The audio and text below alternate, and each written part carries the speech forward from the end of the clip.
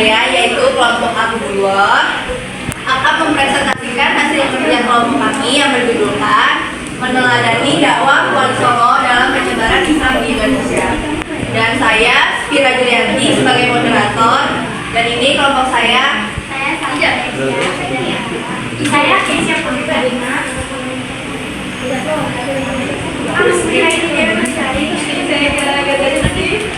Lalu kita akan masuk ke dalam bab materinya. Bab pertama yaitu materi yang mengenal Wali Songo sebagai penyebaran Islam di Indonesia, yang akan dijelaskan oleh Safa Nesya.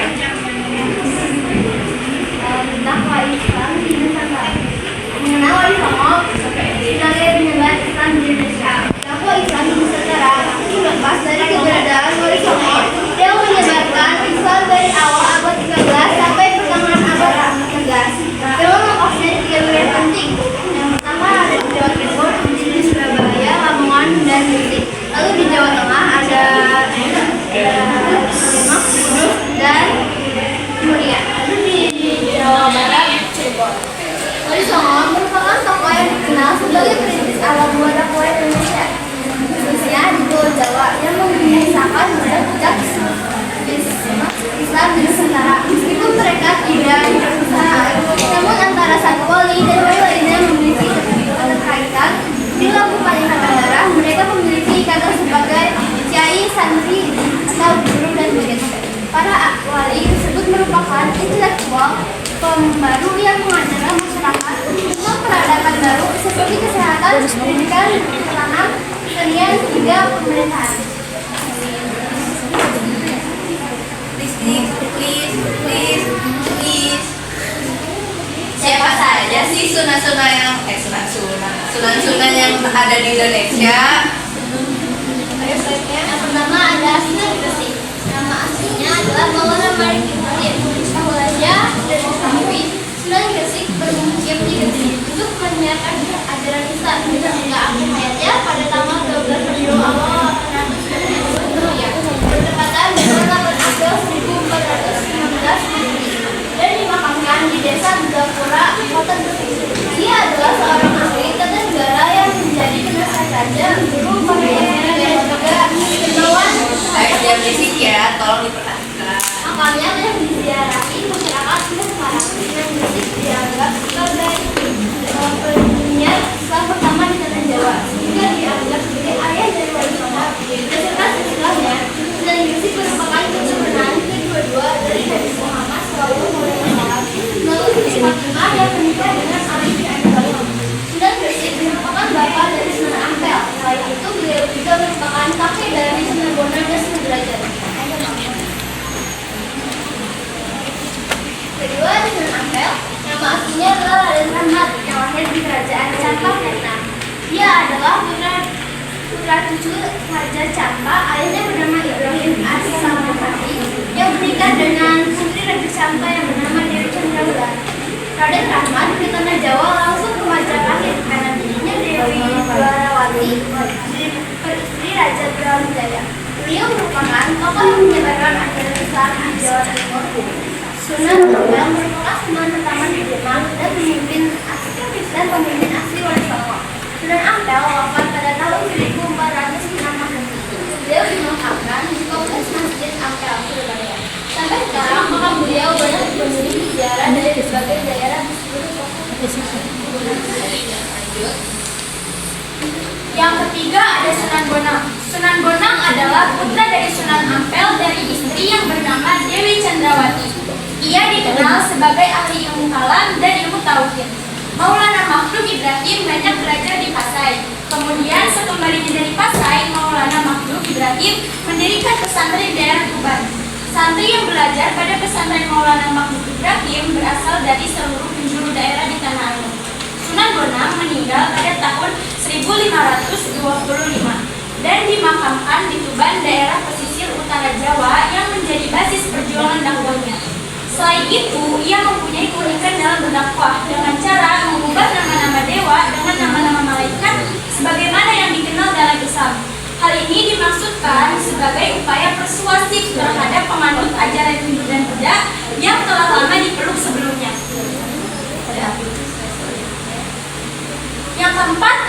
Derajat. Selain Makdum Ibrahim atau Sunan Bonang, Raden Qasim yang juga putra dari Sunan Ampel dikenal oleh masyarakat di seluruh tanah air sebagai Sunan Derajat. Dalam misinya untuk menyebarkan agama Islam di Indonesia, ia menggunakan kegiatan sosial sebagai ujung tombaknya. Ia berdakwah di daerah Derajat, Kecamatan Paciran, Lamongan. Ia melopori penyantunan anak-anak yatim dan orang-orang sakit. Selain itu, Sunan Derajat banyak berdakwah kepada masyarakat umum. Ia sangat mengedepankan sikap dermawan, kerja keras, dan meningkatkan kemampuan rakyat sebagai pengamalan agama Islam. Dan yang kelima ada Sunan Kudus. Nama aslinya adalah Ja'far Shadiq atau dikenal sebagai Raden Kudus. Lahir pada 9 September 1400 Masehi. Sebutan Sunan Kudus tercipta karena beliau memilih Kudus sebagai tempat berdakwah selamanya hingga bertahun-tahun.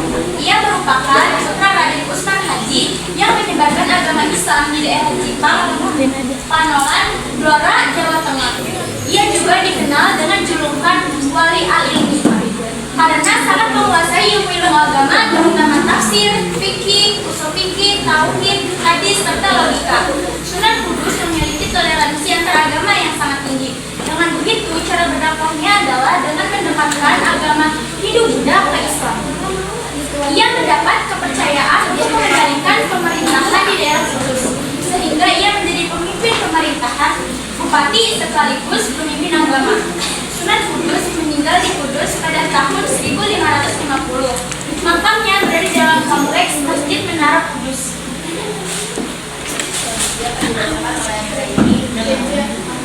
Sunan Kudus atau Raden Paku. Sunan Kudus lahir di Jawa sekitar tahun 1400. Dia memiliki nama lain Raden Paku, Prabowo, Muhammad Al-Mamun, Yakin, dan Joko Sumatera. Ayahnya Mulia Sakom adalah saudara Maulana Malik Hidayat. Ibunya Dewi Sekar-Kadut merupakan putri Raja Blambangan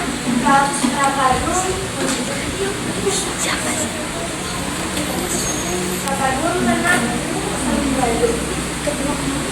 Saat Dewi Sekar-Kadut lahir, bayi tersebut dilanjutkan ke atas perintah kakeknya. Bayi itu ditemukan oleh Nyai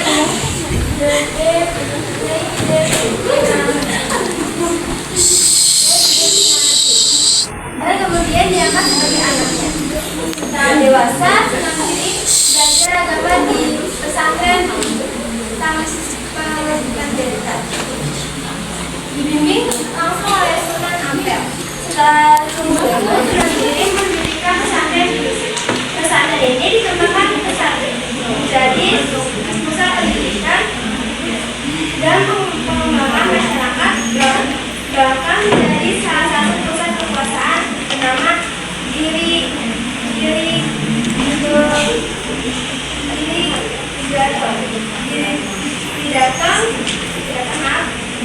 diperankan besar di politikan, khususnya setelah Raden Patas mendirikan Kesultanan Demak.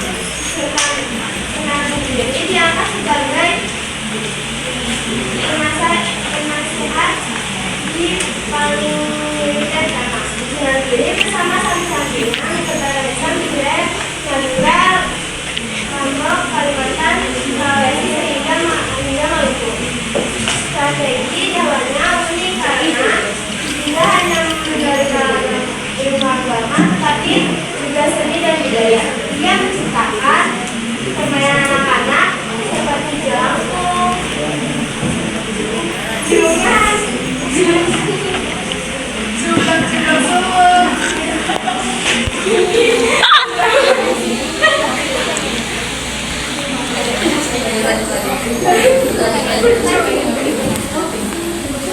Perbaikan budaya Jawa sebenarnya ajaran Islam dapat diterima dengan mudah oleh masyarakat. Sunan sendiri wafat pada tahun 1500, dimakamkan di dusun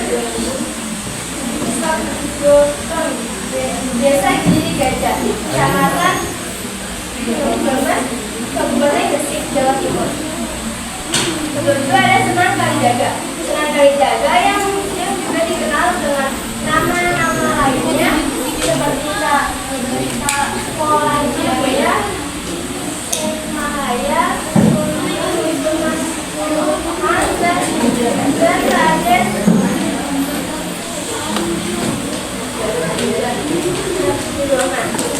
merupakan salah satu wali songo yang terkenal karena mendekati dawanya yang unik dan melalui seni dan budaya Jawa lahir pada tahun 1940 di Tuban sebagai putra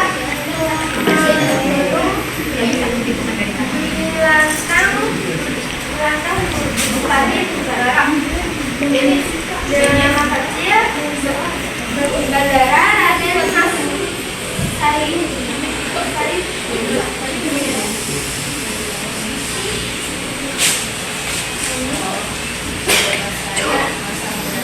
Kemudian dinyatakan sebagai periode yang kurang baik. Akhir mendapatkan pimpinan ritual dan Sunan Bonang yang mengubah kehidupannya. Akhirnya mendapat bimbingan dakwah Sunan Kalijaga dimulai di Cirebon, tepatnya di desa Kalijaga. Kemudian meluas di daerah Indramayu dan Maluka.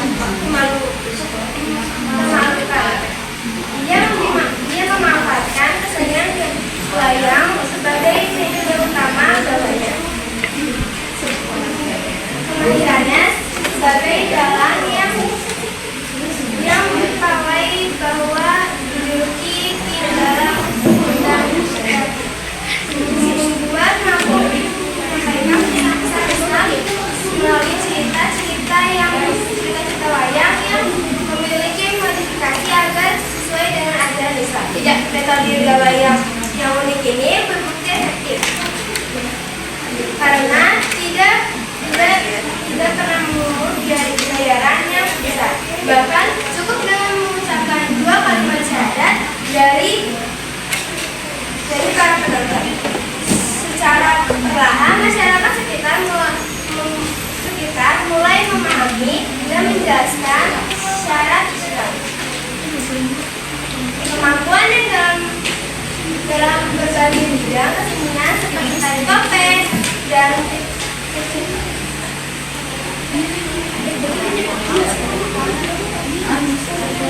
cara pakaian serta keahliannya dalam bidang pertanian menunjukkan perkayaan yang luas.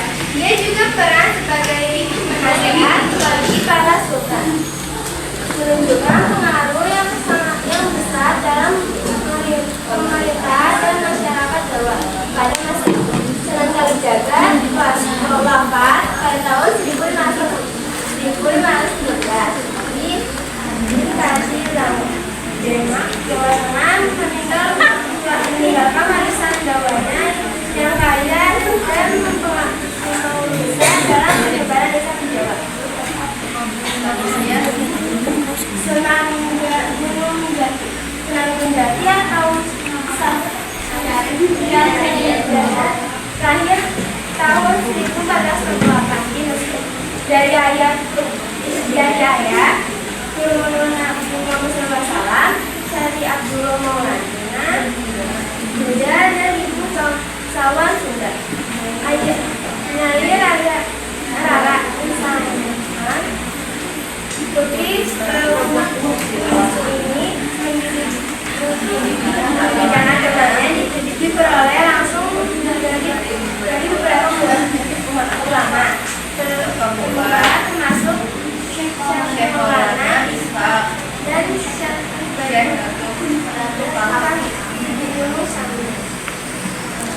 Dia memulai dakwah di Karawang, kemudian menetap di Cirebon, di mana berburu pada Sunan Ampel. Sunan Gunung Jati menggunakan strategi dakwah yang multifaktorial. Pertama, pernikahan politik. Dia menikah beberapa beberapa bangsawan, termasuk penyanyi Budi Kapuwati, untuk memperluas pengaruh dan membangun jaring sosial. Yang kedua, persahabatan selektif. Ia menjalin persahabatan dengan tokoh-tokoh berpengaruh seperti Pangeran Dimas dan Sari dan Idapati. yang memperkuat posisi Islam di Cirebon dan membantu pengarah Raja Galuh. Yang ketiga, seni dan budaya. Ia menggunakan seni dan budaya termasuk kemungkinan wayang sebagai media Jawa yang efektif dan mudah diterima masyarakat. Yang keempat, pendirian lembaga keagamaan. Ia mendirikan pesantren dan masjid untuk mendidik kader ulama dan memperkuat komunitas. Sunan Gunung Jati berhasil memisahkan wilayah Jawa Barat, khususnya Cirebon dan sekitarnya, sehingga ke Sunda, Kelapa atau Jakarta. Ia mendirikan Sultan Cirebon menjadi salah satu wali songo yang bergerak sultan dan berperan penting dalam pengembangan kebudayaan Islam di Jawa Barat. Ia wafat pada tahun 1598 dan dimakamkan di Gunung Sembung, Cirebon. Warisannya meliputi bukan hanya kerajaan yang tampan, tetapi nilai-nilai toleransi yang berbijaksana dalam penyebaran Islam. Selanjutnya akan dibacakan oleh Diana. Yang ke-9 ada Sunan Muria. Sunan Muria yang bernama asli Raden Umar Said merupakan tokoh penting dalam sejarah penyebaran Islam di Jawa.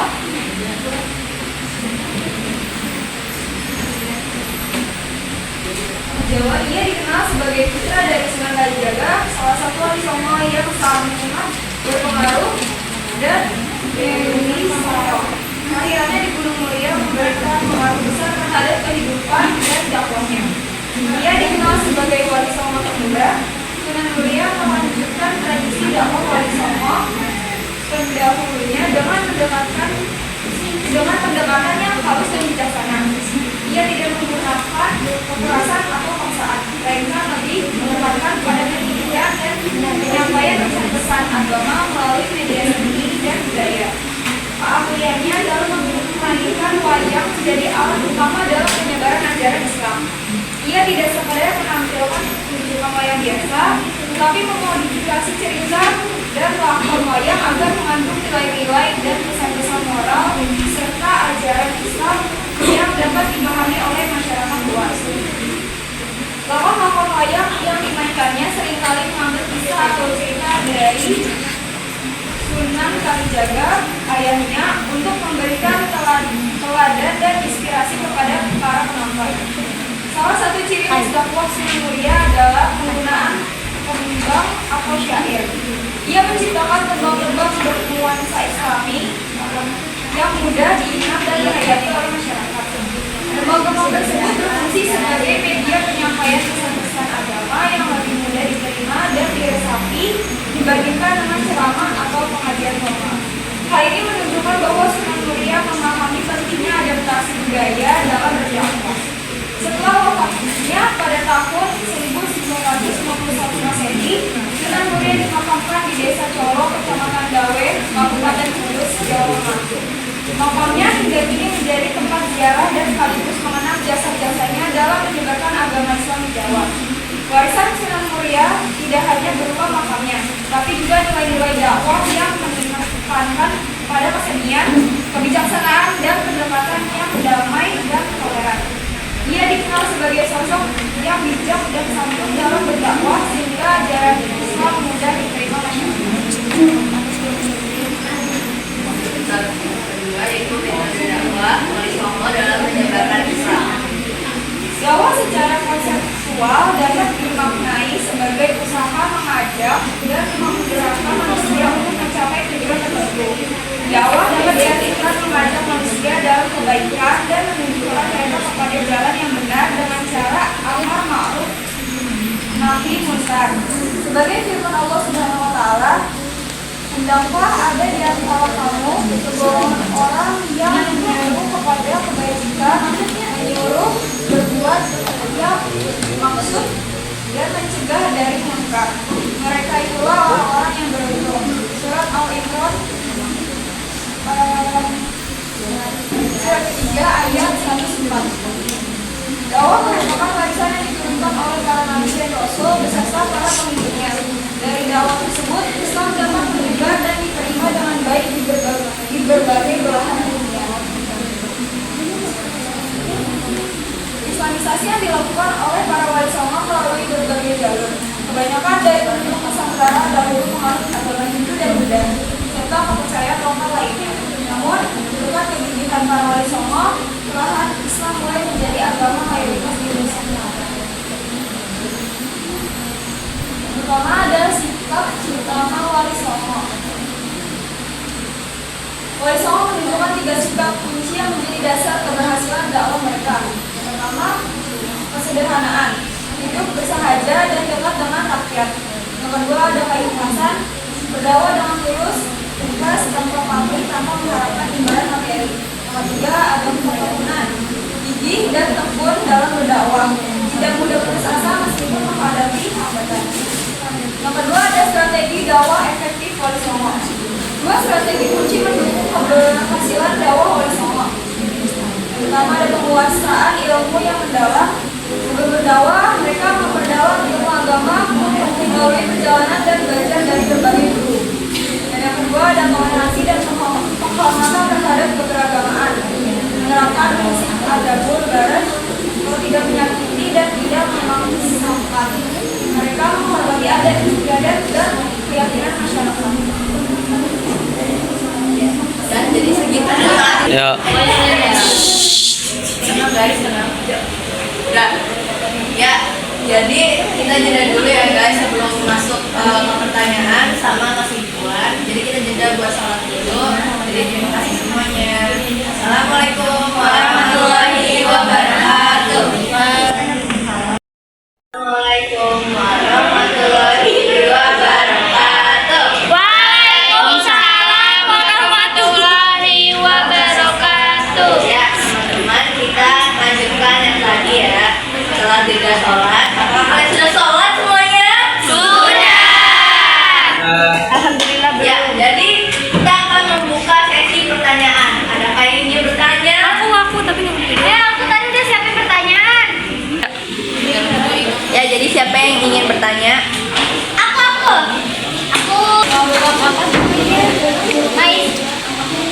Maisa, kelompok apa kita namanya? Rukaya. Iya, kelompok Rukaya. Nama saya Putra Milena Brasar. Aku mau nanya. Kan tadi aku pas lihat di PPT-nya tuh ada tentangnya ilmu kalam dan tauhid.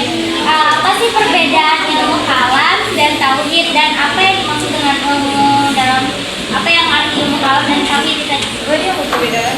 Ya, apa perbedaan ilmu kalam dan tauhid dan apa yang dimaksud dengan ilmu kalam dan tauhid? Sama aja nggak sih? Beda ya? Terima kasih. Teman-teman. Siapa lagi yang ingin bertanya? Terus Sekarjarani dari kelompok 5, Fatimah, absen 30, aku mau nanya, apa hubungan Wali Songo dengan kerajaan-kerajaan Islam di Nusantara? Ya, siapa lagi yang ingin bertanya? Ya, Rara, perkenalkan diri. Dari Sigla Itupa dari kelas 10 Kampa dari kelompok Ulum Usul yang membahas tentang bank syariah kelompok 1. Saya ingin bertanya, menurut kalian siapa wali songo yang paling berpengaruh di Indonesia pada masa keislaman itu? Nah, dan kenapa jawaban kalian memilih itu? Terima kasih. Ya. Siapa lagi yang ingin bertanya? Ya, Nabila. Ya berdiri Ya, aja. diri, perkenalkan dari kelompok mana, absen berapa? Perkenalkan, nama saya Fadila Andara, absen 29 dari kelompok 2 dari persaingan saya di wilayah mana saja wali songo bertakwa. Siapa lagi yang ingin bertanya? Ya, Safira Anastasia. Saya Sofia Tasya dari kelompok Kursi mau bertanya, apa saja peninggalan yang berkaitan dengan Wali Songo? Ya, terima kasih. Ya, ini pertanyaan dari kalian terakhir ya guys. Siapa yang ingin bertanya? Itu ngapain bagus? Perkenalkan, nama saya Safira Ayu Saruri dari kelas 10 AK4 nomor absen 32 dari kelompok Ibrahim, bahas tentang sholat di kelompok 7. Nah, saya ingin bertanya, apa itu tembang sinom dan tembang kinanti? Udah gitu aja. Ya, terima kasih Seruni. Saya akan menjawab pertanyaan dari Amelia dari kelompok 1. Pertanyaannya, apa sih perbedaan ilmu kalam dan tauhid dan ilmu kalam itu lebih bersifat dasar dan cocok untuk memperkuat iman. Bahwa ilmu kalam itu lebih argumentatif dan filosofis, digunakan untuk melawan pemikiran-pemikiran yang menyimpang dan memperkuat pembelaan dalam keimanan. Paham nggak? Terus, oke deh. Nanti dipelajari lebih lanjut ya maksud dari ini apa Sebentar ya, apa hubungan Wali Songo dengan kerajaan-kerajaan di Nusantara? Wali Songo itu memiliki hubungan yang erat dengan kerajaan-kerajaan Islam di Nusantara, terutama di Jawa. Mereka berperan penting dalam penyebaran Islam, membantu mendirikan dan mengembangkan kerajaan-kerajaan tersebut, serta memberikan nasihat dan arahan dalam pemerintahan. Jawa.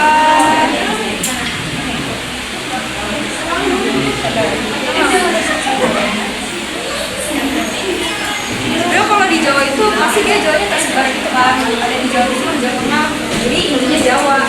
Terima kasih, Kiana. Menjawab pertanyaan dari Rara, yaitu siapa wali songo yang paling berpengaruh di Indonesia pada masa keislaman itu menurut kalian? Nah, di sini jawabannya ada di antara para wali songo, Sunan Kalijaga sering disebut sebagai wali yang paling berpengaruh dalam penyebaran Islam di Nusantara, terutama di Pulau Jawa. Nah, penjelasannya, kenapa sih Sunan Kalijaga paling berpengaruh? Yang pertama tuh dia pendekatan budaya lokal. Terus contohnya kayak pertunjukan wayang kulit digunakan untuk mengajar nilai tauhid dan akhlak, sama lagu-lagu Jawa seperti Tembang Macapat diberi makna Islami. Ya, terima kasih. Menjawab pertanyaan dari Nabila, yaitu budaya mana saja wali songo berdampak. Di Jawa Timur ada yaitu Sunan Gede. Di Surabaya ada Sunan Ampel. Di Tuban ada Sunan Bonang. Di Lamongan ada Sunan Derajat. Di Magelangan ada Sunan Giri. Di Jawa Tengah ada yaitu Sunan Kalijaga. Ada juga Kudus, ada Sunan Kudus. Di Jawa Barat ada Cirebon dan Sunan Kalijaga. Di Banten ada Sunan Kalijaga. Ada lagi yang bertanya? Assalamualaikum warahmatullahi wabarakatuh. Nama saya Kizia Putri Ferdina. Izinkan saya menjawab pertanyaan dari Safira Anastasia kelompok 5. Jadi di sini Safira bertanya, apa saja peninggalan yang berkaitan dengan Wali Songo? Dan yang pertama itu ada Masjid Agung Demak, Masjid Sunan Ampel, Masjid Menara Kudus, Masjid Mantingan. Terus juga ada makamnya itu berupa makam Sunan Ampel di Surabaya, makam Sunan Giri di Gresik, makam Sunan Bonang di Tuban, makam Sunan Gunung Jati di Cirebon, dan makam-makam Sunan lainnya. Terus juga ada kesenian. Yang pertama itu ada wayang kulit yang dimodifikasi oleh Sunan Kalijaga sebagai media dakwah Islam. Dan juga yang kedua ada suluk atau tembang dakwah seperti suluk Bujil dan tembang ilir-ilir ciptaan Sunan Kalijaga. Terus juga ada tradisi dan budaya. Nah, tradisi dan budaya ini ada gerbek maulid, yaitu tradisi perayaan maulid Nabi yang dipopulerkan oleh Wali Songo khususnya di Demak dan Yogyakarta. Habis itu yang kedua ada sekaten. Tradisi ini menyambut maulid Nabi berkaitan dengan Sunan Kalijaga dan Sunan Bonang di Keraton Yogyakarta dan Surakarta. Dan yang kelima itu ada kitab dan ajaran yang berupa kitab atas rif, yaitu karya Sunan Giri tentang syariat Islam. Terus juga ada ajaran tasawuf yang dikembangkan Sunan Bonang melalui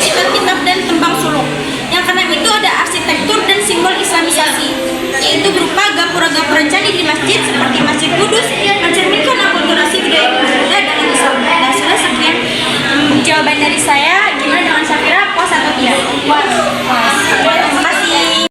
Jadi di sini saya ingin menjawab pertanyaan dari Safira Yusruli. Dia bertanya, apa itu temang sinom dan temang kinanti? Nah, temang sinom dan temang kinanti adalah dua jenis macapat, yaitu bentuk puisi tradisional Jawa yang digunakan dalam seni, sastra, dan juga dakwah Islam, terutama pada masa Wali Songo seperti dengan Kalijaga. Nah, temang sinom ini berasal dari kata sinoman, yang berarti daun muda. Terus, makna filosofisnya itu dia melambangkan rasa muda atau awal kehidupan, kayak seusia kita ini. Nah, terus tema kinanti yaitu kinanti berasal dari kata kanti yang berarti menuntun atau membimbing. Makna filosofisnya melambangkan kasih sayang, bimbingan, dan pengharapan. Ada kurang jelas? Berarti kalau misalkan udah sudah jelas. Terima kasih. Terima kasih.